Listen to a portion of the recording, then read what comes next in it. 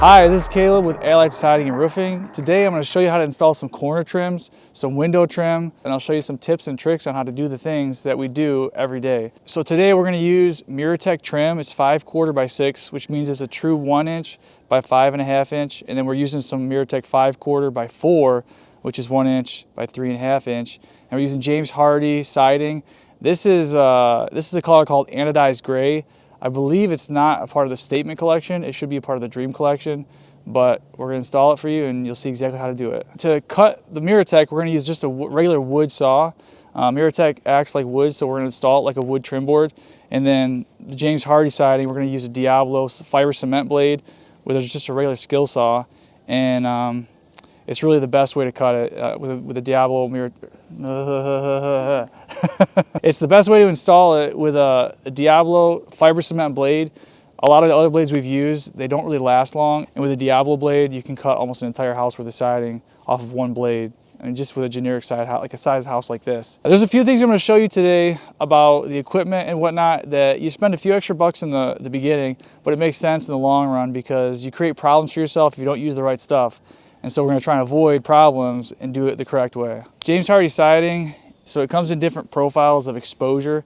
And when we refer to that, we're referring to how much of the face is visible after the board is installed. So the actual board itself is a true 8.25 inches. And so when I show you exposure, the next piece that lays on top of it, the bottom of that is going to land there. So it's going to look something like this. And that's going to be a 7-inch exposure. It's going to have an 1.25 inch overlap to shed water. So with MiraTECH trim and James Hardie trim, they usually recommend a minimum of 1/4 inch gap above your aluminum so that the product is not sitting directly in the water. Because especially in the Michigan climate, when snow builds up around here, it melts. And if your trim is touching tight, water will wick up into a wood-based product or a fiber cement as well. So we usually hold up about 1/4 inch to 3/8 is where I usually like to be. And that way water is able to flow easily underneath and not wick up into the bottom of the board. So I'll get my measurement and I'll take a 1/4 inch off. So I got 106 7/8. I'll go 106 5/8.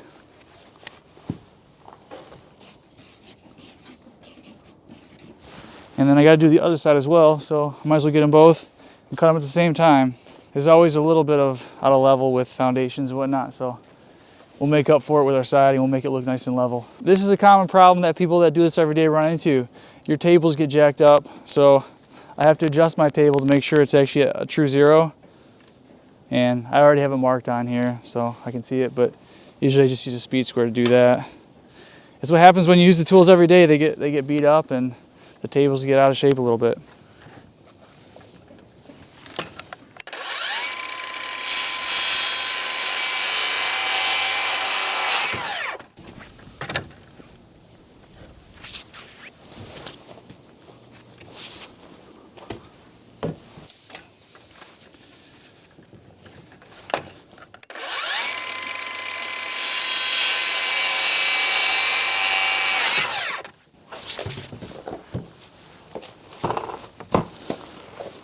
So I've got roughly my 1/4 inch, maybe closer to 3/8.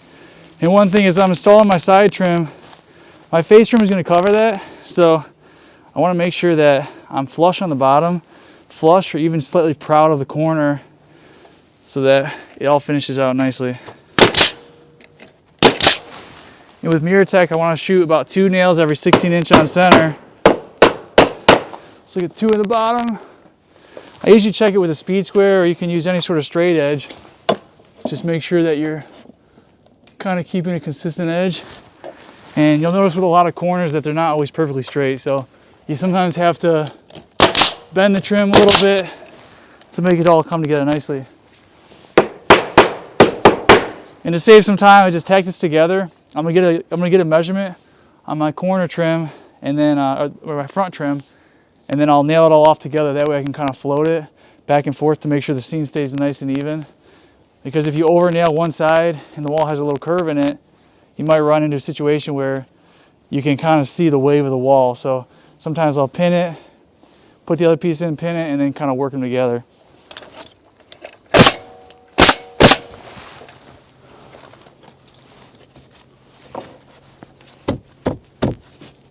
Oh my goodness, what happened to my pencil?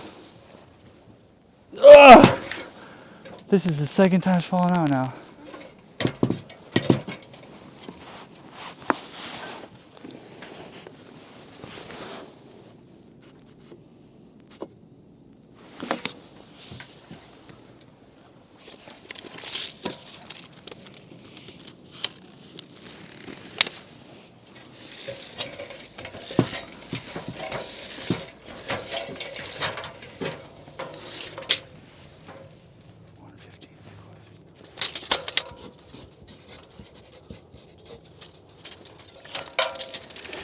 Okay, I have to actually look at the blueprint to see what the pitch is. I forget what the pitch is. I could just check it real quick. To check the pitch, you have to know the degrees. So it's based on a 90 degree. So your long cut and your plumb cut, those degrees are gonna equal a total of 90. So it'll tell me my pitch here by checking this degree. I think it's a 10 pitch. Well, it's 52 degrees. 50 degrees would be a 10 pitch because it's 40 plumb, 50 level. But sometimes those pieces of trim aren't always perfect, so.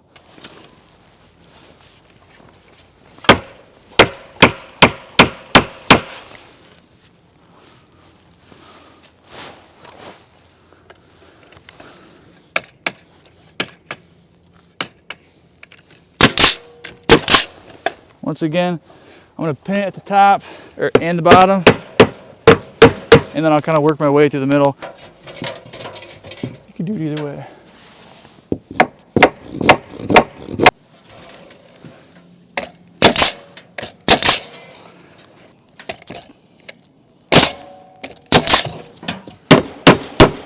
So I notched it around, everything so it fit nicely, and yeah, so top, bottom is nailed. Now I'm gonna go in the middle. This one looks pretty straight up and down, so it's always nice when the corner is pretty much perfect.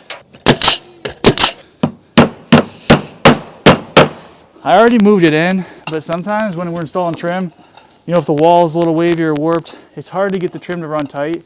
So to give it a little extra push, I use a cat's claw, and I drive it into the wood a little bit, and then I wedge on it, and that'll give you, you know, 1/8 of an inch, maybe 3/16, and give you the little extra push you need to close the gap. Now that the corner trim is done, I'm gonna jump on the window, and I'll show you how to trim out the window. For this specific manufacturer, it calls to make the trim board a 1/4 inch bigger on either end. So my measurement is about 8 feet. I'm gonna go about 8 foot 3/8, 8 foot 1/2 inch. And I actually have on the wall marked 96 1/4, but I think I'm gonna make that a little bit bigger. I'll go 96 3/8. For the bottom and the sides, I'm gonna do a 1x4, and then I have some pictures of the other windows I've already done it on, but I'll show you how to do it, and you'll see kind of like how it looks like in the finished product.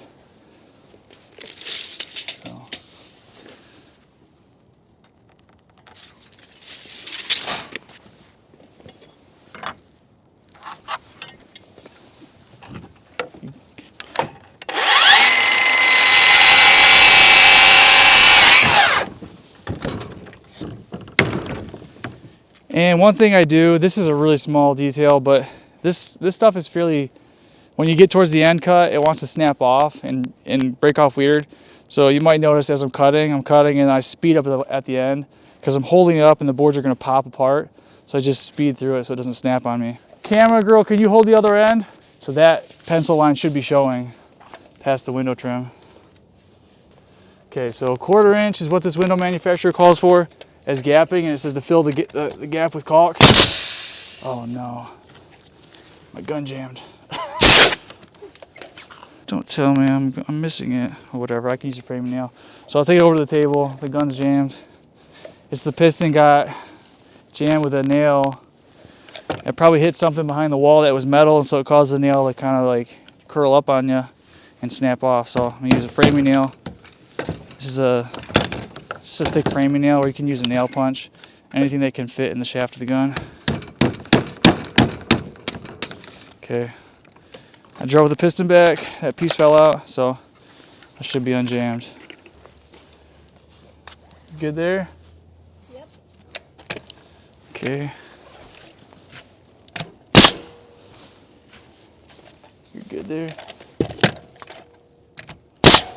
So this is a small detail, but this is gonna affect the finished look. Is if there's a nail flange that goes right here that you nail around, and so it sticks off the wall about 3/16. So if I nail this flush, the board's gonna be tipped in because it's gonna be sticking out further on the nail flange and tipped in further below the nail flange. So I like my old little handy dandy cat's claw, and you can use shims and all that, but once I caulk everything and all that, it all hold just fine. I'm using my cat's claw to hold the board out, so it keeps it nice and flat on the wall versus having the trim tip.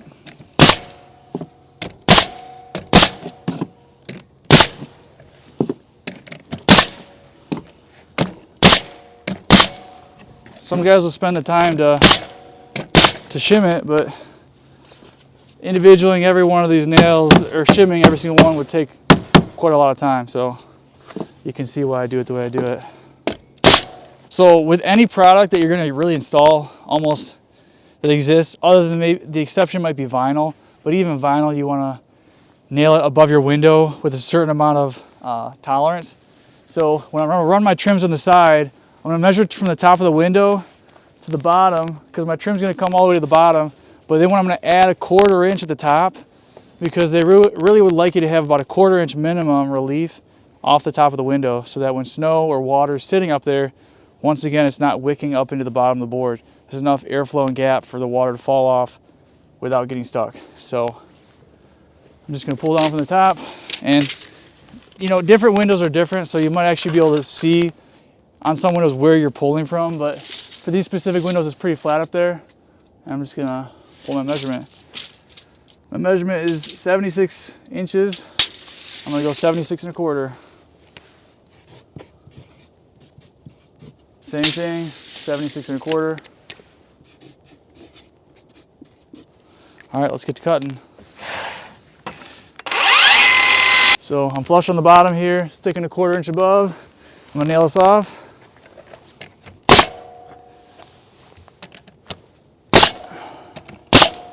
And then I'll do the nail or the cat's claw trick again, all the way up and down.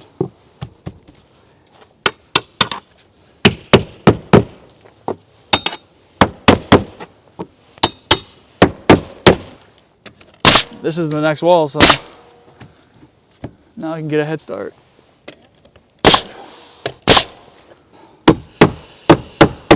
Because I'm using my cat's claw and pulling it out and shimming it out, you can see that this joint is fairly nice and even. I'll show you what it's like if I don't shim it out.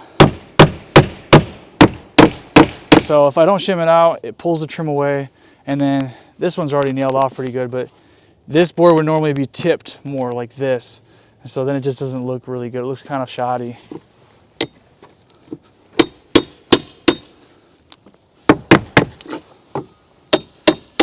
So here's where I change it up. So my trim board that's gonna go over the top, I'm gonna go 1 inch longer on each side, which will give it a little extra profile. And I'm gonna put a board on the flat on top. And then in this case, I'm gonna use 1x6. You could also use 1x4, but like I said, I'm gonna use 1x6 for the style of this house. And I'm also going to pack it out 1/2 inch to give like a little bit of dimension on the front end.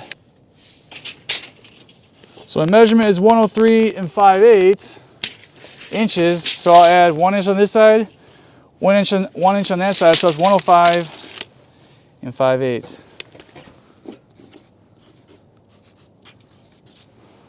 And then I'm going to pack out behind 1/2 inch, like I said.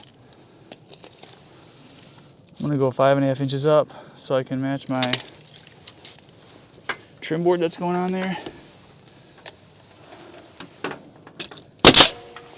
I'm going to rip this 2 1/2. The reason being, I have a 1 inch 1x6 and a 1/2 inch piece of plywood, which is 1.5 inches in total. And then I'm going to have, I'll show you in a minute, but I'm going to have 1 inch overlap over top of that to give it another layer of profile and dimension. I wouldn't advise using this chalk. It's a number 4 permanent chalk, but because we're painting the trim and the siding, it's not really going to matter. Bada bing, bada boom.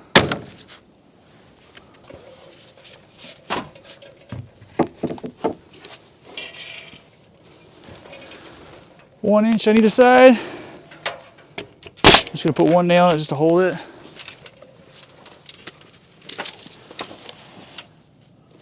Beautiful, perfect.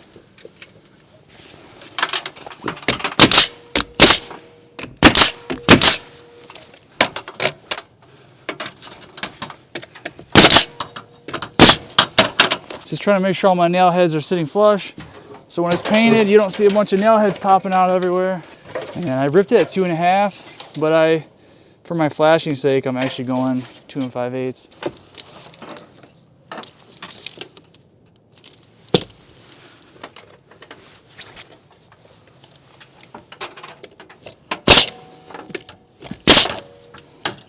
I'll show you how I flash that later on, but I was gonna get to some of the siding so you can see it before it gets too dark. So with James Hardie, we like to have a minimum of 1/4 inch off of this space. Usually you need about 2 inches from a hard space like brick, concrete, driveway. Put my hat back on, it's getting a little cold. But you need a 1/4 inch minimum from the top of your flashing to the bottom of the siding piece. So as you see, I left my trim boards about 1/4 inch, 3/8 up. And I'm gonna do the same for James Hardie. So as I mentioned before, James Hardie's true overall height is 8 1/4 with an 1 1/4 overlap. So I'm gonna go 8 1/4 and I'm gonna add 3/8. So we'll go 8 5/8, and I'll mark my first 2 boards, 15 5/8 to add 7 inches from the top of the first board, 7 inches to the top of the next board. I'm gonna do that same thing over here, and I'll pop a couple of lines.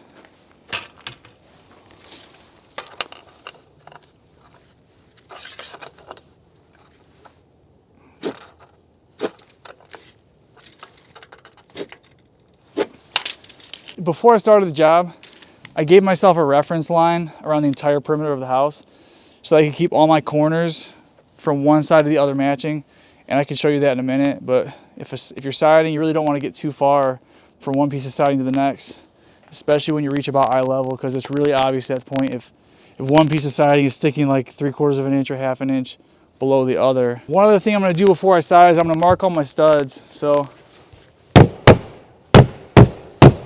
I think I found it. Here's my stud, and most houses are going to be 16 inches on center. So I'll mark all those, and I'll throw a few pieces of siding in, and I'll show you a few tricks along the way.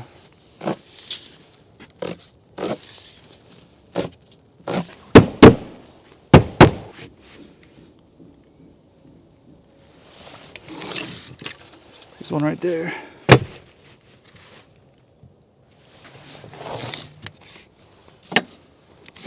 I usually mark these on the trim board, especially if it's not going to be painted, or if it's going to be painted, so I can see my lines, because once the siding's installed, you can't see them anymore. The paper gets covered, and you have to search for them again, which is kind of annoying.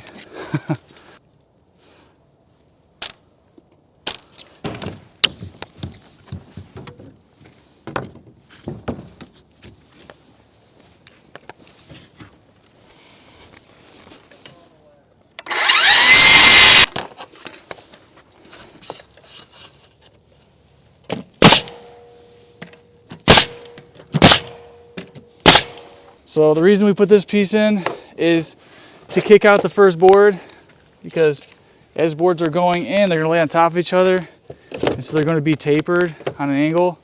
If you don't put that starter piece in, then your first board sits flat against the wall like that. And is it the end of the world? No, but this is really how you're supposed to do it. So you have a nice kick on your first piece, and it all matches all the way from the bottom to the top. Okay, here we go.